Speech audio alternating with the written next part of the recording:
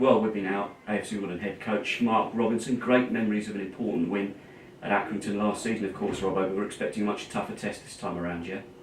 Yeah, I mean, it was a tough test last time around, but obviously, we scored goals at important times, so any game in League One is a tough test, Rob, and you have to get lots of things right to win football matches, so that's what we'll be planning to do, but yeah, we're looking forward to it. Well, Accrington, of course, they're roundabouts in the table where our opponents are. Of course, Yeah. we're on Saturday. That was cup football with Cheltenham, but this occasion, being up there Tuesday night, weather's going to be a bit difficult as well, isn't it?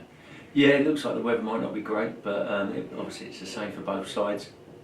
So we just got to concentrate on what we do. The pitch is decent up there, so we know their threats and how threatening they can be with the type of players that they've got. So obviously we've got to deal with that first and foremost, and then we've got to put our stamp on the game, and stamp our authority on the game, and that's our approach to every single game we play. In particular, of course, as well. I mean, John Conley's another manager you get on well with. Yeah. Don's fans will know a couple of familiar faces within their squad. Archie Proctor, of course, you know very well, who's continuing his development there. And Harry Paddy's proving to be an influential player for them. Yeah, Harry's done really well. I haven't seen him for ages, obviously, but now he's been doing really, really well. And as I said, there's an element of looking at what they do and the threats they offer, and Harry's one of those. As I said, but it's always got to be about what we're going to do. And as I said, putting our mark on the game and improving what we do. It was an excellent performance in many ways on Saturday, and we've got to look to improve off of that. In particular, of course, with the game on Saturday, analysis usually takes place Monday.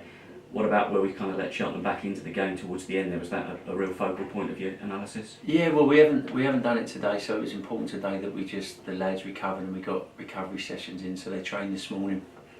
So we're actually going up to Accrington today, which will give us more time. So we'll do the analysis in the hotel, so we'll have plenty of time tonight, and we'll have more time tomorrow, because we want to break the day up obviously tomorrow. So we're going to do that tomorrow. We'll have a little session as well Tuesday at sort of just before midday to go over a few things on tomorrow. So we've done it slightly differently. So yeah, we'll be looking at that. No, and it was key, and I've watched it myself already, so I've got my own opinion. It was just down to decision making. Sometimes your eye on the day can lie to you, but my eye didn't lie to me. The subs had no impact at all on the goals. In fact, when the subs come on initially, our performance raised again, and we looked like we were going to get a fifth. But then we made a poor decision leading up to their second.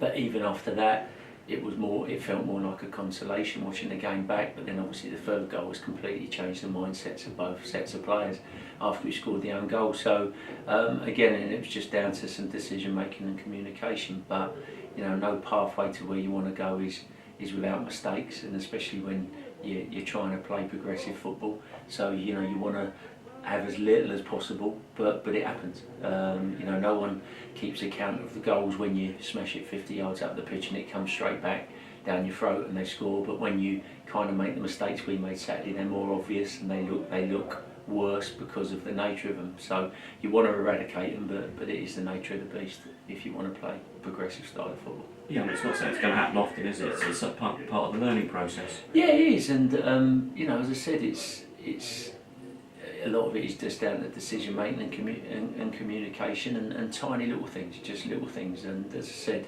you don't want it to happen too often. You don't expect it to happen too often, but when it does, you've just got to, you don't panic, and we've got to carry on in the same vein because, as you rightly said, for 65 minutes there was so much to be pleased about.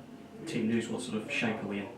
Yeah, we're good. We had to send Ollie off for a scan this morning, more precautionary than anything, just with such a lot of games coming up. He's got a slight little bit of pain in his left quad, but it's minor, so Tim's pretty confident it won't be anything, but obviously we've got a really busy schedule coming up, so we can't afford to, with Tuesday, Saturday, etc. So we're just waiting for the results on that, but apart from that, all good. So you're expecting him to be involved tomorrow night? Well, yeah, no, we're hoping he will be. As I said, Tim tested him before he sent him off to the scan just to see what it was, and Tim seems fairly confident that it's not a tear, but we just want to be careful because if there is a slight tear there, obviously you don't want to make it worse coming up to a busy period. But fingers crossed, it's just a bit of DOMS and we'll be okay.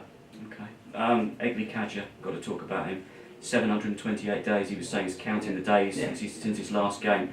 You had a little sort of arm round the shoulder moment just before he went on the pitch on Saturday. What was said there? Yeah, I knew it was going to be emotional for him, and I just kind of wanted to relax him. I probably didn't. I probably made it even worse for him. But I felt a little bit emotional. I've known the lad since he was 10, you know. So he was part of the first group I ever coached here. So it was quite emotional for both of us. So I was just so chuffed for him, really. I know how much it was going to mean to him, and yeah, I just wanted him to enjoy it and relax and get out there and do his stuff. And I thought early on he was really bright, but you could see he hadn't played for a while, so he was full of energy for the first 10 minutes, and then, so that had come. But no, it was a great moment for him, and I'm sure there'll be plenty more to come. It just goes to show, doesn't it? Never ever give up, and now to move on, to kick on from that, doesn't it? Yeah, definitely. And he's had that attitude, and we've had that with a lot of players. Same with Brendan Kiernan, and things didn't quite work here, and stayed in touch with Brendan. He's now playing professional football, so it's they're great role models for young lads when things don't quite go how you want it to go. That you just got to keep at it, and you never know what can happen. Finally, of course, it is your birthday. Happy birthday, Robbo. Cheers, Rob. Thank you. What have the staff been like with you today? Yeah, no, they've been great. They I come in this morning and they'd put together a little compilation video for me on the big screen in here. So that was lovely. It was really nice. I know they've been feeling the love. It's been really nice. So everyone's in good spirits. So I'm sure we'll have a laugh today going up to Aki. We're going up on the coach. We've got a few things planned this evening. So no, it's been a good day.